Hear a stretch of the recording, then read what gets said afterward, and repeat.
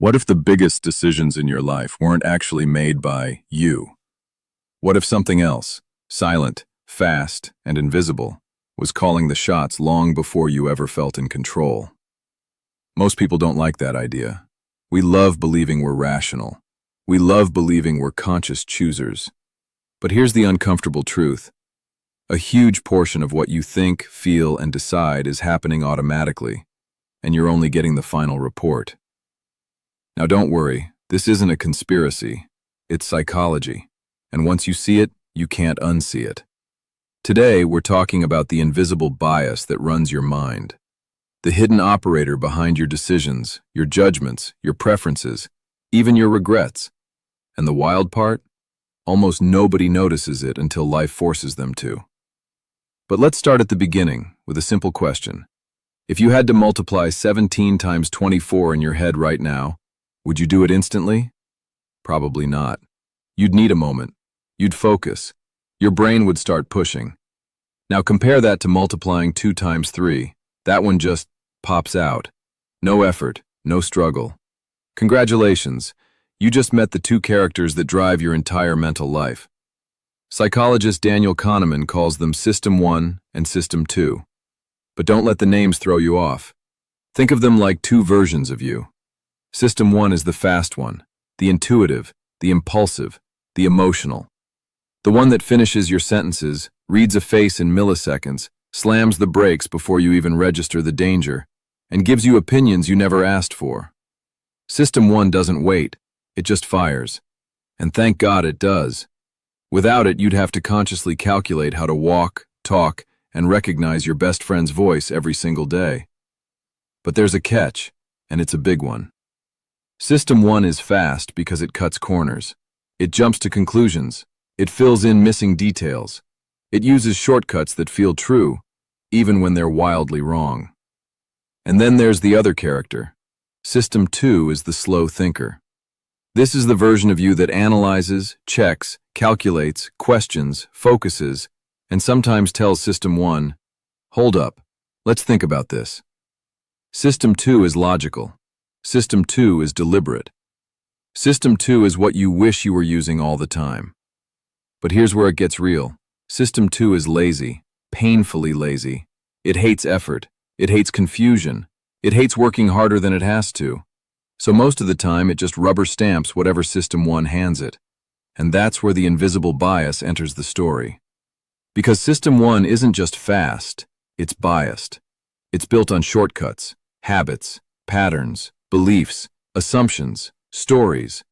And most of that stuff was installed long before you ever chose it. Think about it. When was the last time you consciously decided how trustworthy someone's face looks? Or how dangerous a neighborhood feels? Or whether you just get a weird vibe from someone? You didn't choose those reactions. They happened to you. System 1 is always watching, always judging, always predicting, but almost never asking for permission. And here's the twist that makes Kahneman's work so humbling. System 1 doesn't care about accuracy. It cares about speed and coherence. It wants a story that feels true, not one that is true. Ever posted a text message and instantly thought, "They must be mad at me"? That's System 1 grabbing a tiny piece of information and constructing a full emotional narrative out of thin air. Ever found yourself terrified of plane crashes despite knowing cars are statistically way more dangerous? That's System 1 again, because dramatic stories are easier to remember than boring statistics. We'll get deeper into these shortcuts later, but for now just notice the pattern. System 1 guesses fast. System 2 approves fast, and your brain calls it decision-making. But here's where this becomes more than psychology trivia, because the consequences play out in money, relationships, careers, health, and happiness. Why do entrepreneurs underestimate how long projects will take? Why do investors chase hype and ignore data? Why do smart people cling to bad relationships or defend terrible decisions? Why do we confidently explain events we never actually understood? The answer isn't stupidity. It's the invisible bias built into System 1. And wait till you hear this, even experts fall for it. Kahneman admits he still catches himself in these traps after decades of studying them. So don't worry, you're not behind. You're human. But here's where the story shifts, because every hero's journey has a turning point, the moment where the villain is named. Ours is coming. And once you know the name of the bias, you'll start seeing it everywhere. All right. Time to name the quiet villain of this story. Kahneman calls it, "What you see is all there is," or WYSIATI for short. It sounds simple, almost harmless, until you realize it explains why we make some of our worst decisions with absolute confidence. Here's how WYSIATI works. System 1 creates stories out of whatever information is available, even if the information is tiny, biased, or incomplete. And the second it forms a story that feels coherent, System 2 says, "Yep, that checks out," and moves on with its day. Your brain doesn't pause and ask for missing details. It doesn't say, "Hold on, what do I not know here?" It just fills the gaps and keeps walking. This is the invisible bias that runs your mind. It's not about being irrational. It's about being efficient. Your brain would rather have a fast, convincing story than sit in uncertainty. Let me show you how sneaky this gets. Imagine you hear a friend say, "She started a business and now she's making a ton of money." Instantly, System 1 creates a simple and satisfying story.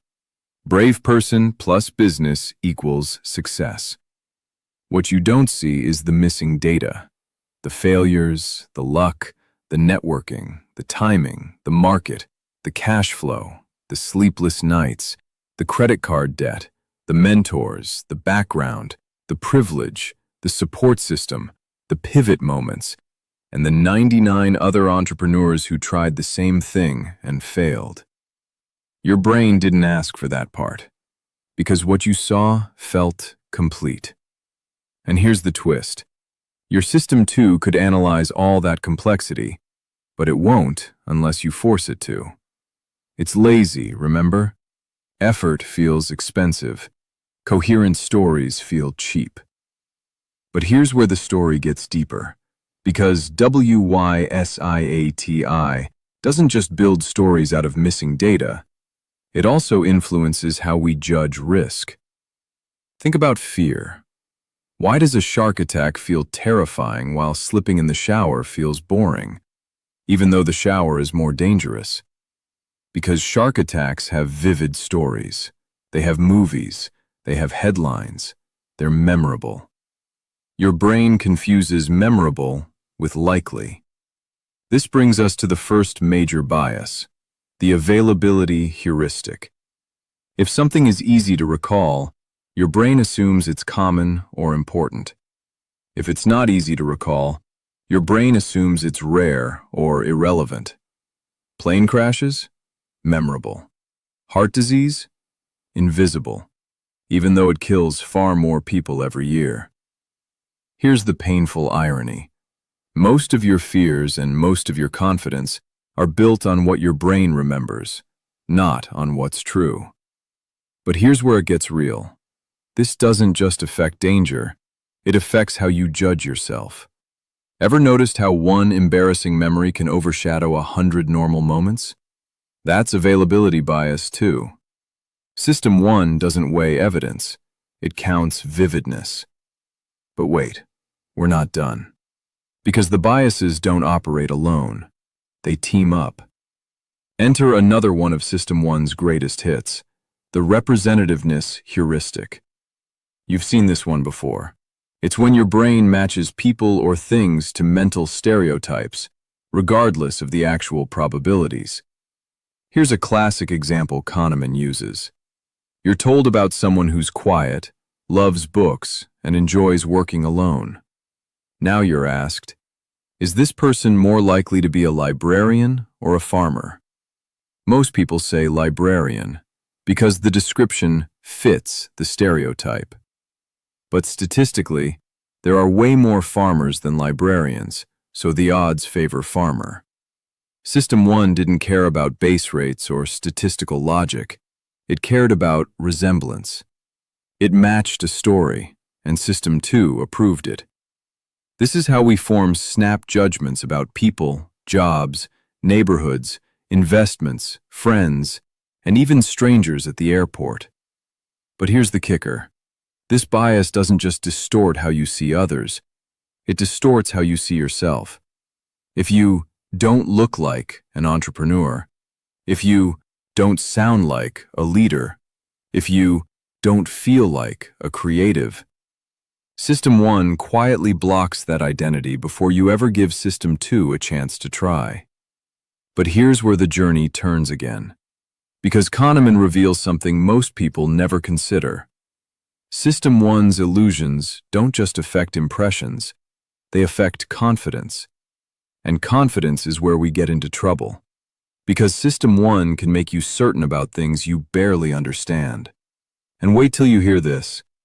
Even experts fall for it. Traders, CEOs, doctors, judges, founders, investors, nobody escapes the trap. But here's where it gets even more interesting. Because confidence without accuracy has a name: overconfidence. And Kahneman argues it might be the most dangerous cognitive bias of them all.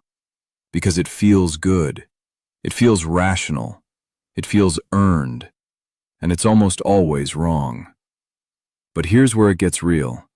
Overconfidence is the bias that makes you feel like you fully understand something when you're actually missing most of the picture. And to be fair, it's not your fault. Your brain absolutely hates uncertainty. Uncertainty feels like danger. Certainty feels like control. So, System 1 does something clever. It fills in the missing pieces with a neat little story, and System 2 rarely objects. Kahneman calls this the illusion of understanding. It's the belief that because a story makes sense, it must be true. We do this with politics. We do it with history. We do it with relationships. We do it with failures and successes. We do it with money. We do it with careers. Honestly, we do it with everything. Think about your favorite company story. You probably know the narrative. Scrappy founder plus big risk plus genius insight equals massive success. It's clean, it's motivational, it feels logical.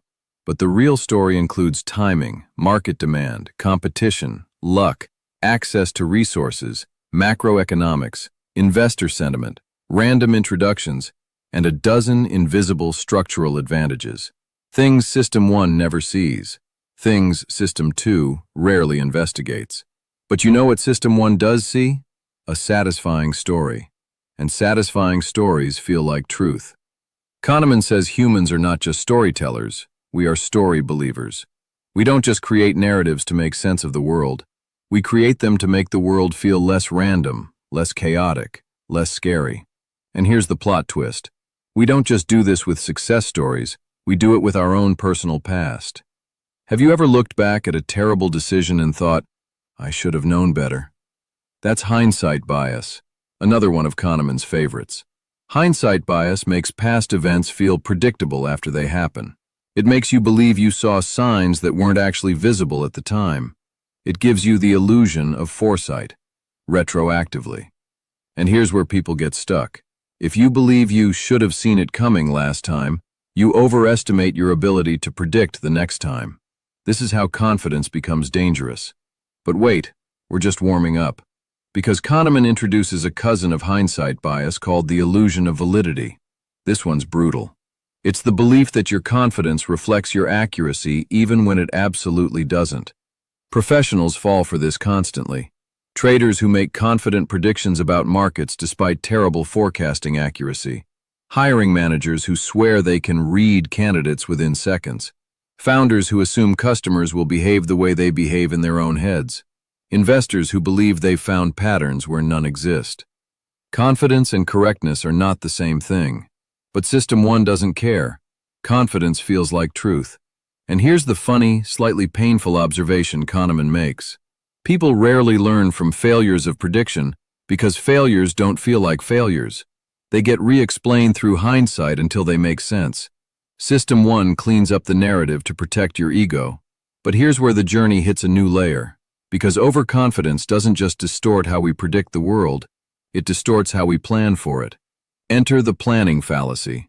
This is the tendency to underestimate how long things will take, how much they will cost, and how many problems will arise along the way. You've experienced it if you've ever said, "This will only take an hour," and suddenly it's 2 a.m. and you're Googling how to fix drywall.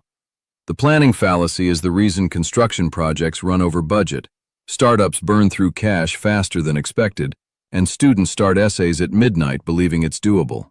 If you've been there, congratulations, you're statistically normal. Kahneman explains something fascinating here. The planning fallacy exists because we imagine the goal, not the obstacles. We see the destination, not the detours. System 1 loves big dreams. System 2 hates unpleasant realities. Guess which one wins? But here's where it gets even more interesting and slightly humbling. This isn't just about optimism, it's about survival. Without overconfidence, very few founders would attempt startups. Very few artists would attempt careers. Very few students would attempt degrees. Very few people would get married, move cities, or take risks. Overconfidence is irrational and strangely useful. But here's where Kahneman flips the world of economics upside down.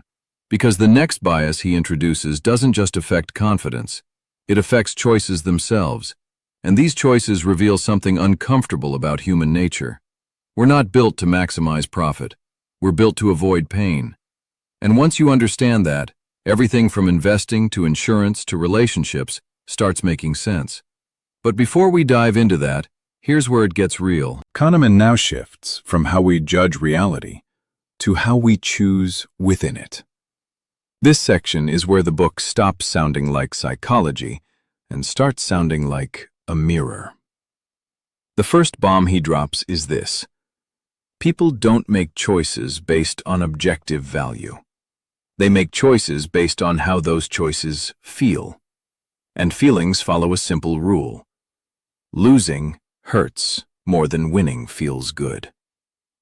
This is loss aversion, and it's one of the most powerful forces in human decision-making. It explains why investors hold losing stocks too long. It explains why people don't sell clutter. It explains why we stay in bad jobs, bad relationships, and bad cities long after the rational math stops making sense. Your brain isn't calculating profit, it's avoiding pain. But Kahneman pushes it further with prospect theory, the work that won him the Nobel Prize. Prospect theory says we judge outcomes relative to a reference point, not in absolute terms. If you make $70,000 a year, but everyone around you makes $50,000, you feel rich. If you make $70,000 a year, but everyone around you makes $120,000, you feel behind. Same number, different emotion, different choice behavior. This single insight unravels decades of assumptions in classical economics, because it means humans don't care about value. They care about comparison. But wait, prospect theory has an even deeper twist. Kahneman calls it the fourfold pattern of risk. In simple language, it means we're risk-averse when we're winning, and risk-seeking when we're losing.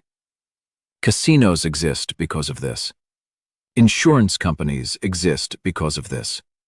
Investment bubbles exist because of this. Human drama exists because of this. When we're up, we want to lock in gains. When we're down, we want to gamble our way out. Sound familiar?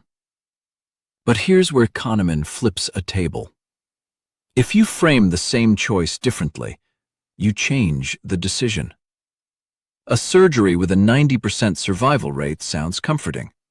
The same surgery with a 10% mortality rate sounds terrifying. Same math, different reaction, different choice. This is the framing effect, and once you see it, you can't unsee it.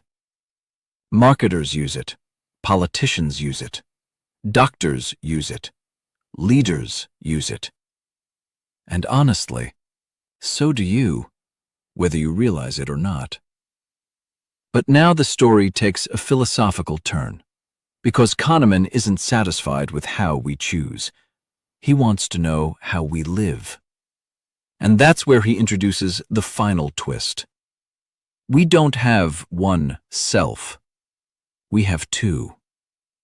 There's the experiencing self, the one who lives moment to moment, and the remembering self, the one who tells the story afterward. The experiencing self cares about duration, comfort, and flow. The remembering self cares about meaning, peaks, and endings. Kahneman demonstrates this beautifully with pain experiments.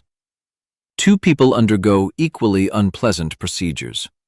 One lasts longer but ends with mild discomfort. The other is shorter but ends with sharp pain. Guess which one people prefer? The longer one, because the ending shaped the memory more than the duration. This is the peak-end rule, and once you understand it, everything from vacations to breakups to customer service to childhood memories suddenly makes more sense. But here's the kicker. When we make decisions about the future, we don't choose for the experiencing self. We choose for the remembering self. We choose the story. We choose the meaning. We choose the version we can narrate later. This is why people climb mountains, run marathons, raise kids, build companies, and endure hardship. The remembering self loves a good story, even if the experiencing self suffered along the way. Now here's the emotional punch. If you don't know which self you're optimizing for, you can spend years chasing happiness and never catch it. So let's zoom back out. What is the invisible bias that runs your mind? It's not one bias. It's the silent alliance between System 1, System 2, and the stories your remembering self needs to believe. It's the illusion that what you see is all there is. It's the confidence that feels like accuracy. It's the fear of loss that hijacks logic. It's the framing that changes decisions. It's the narrative that shapes your entire identity. You can't remove these biases. They're built into the brain. But you can notice them. And noticing them changes everything. Because once you know when System 1 is driving, you can invite System 2 to take the wheel. Not always, not perfectly, but just enough to choose better. If this hit home, don't just scroll. This is how you upgrade the only tool you use for every part of your life: your mind. Subscribe for more stories like this, and start catching the biases before they catch you.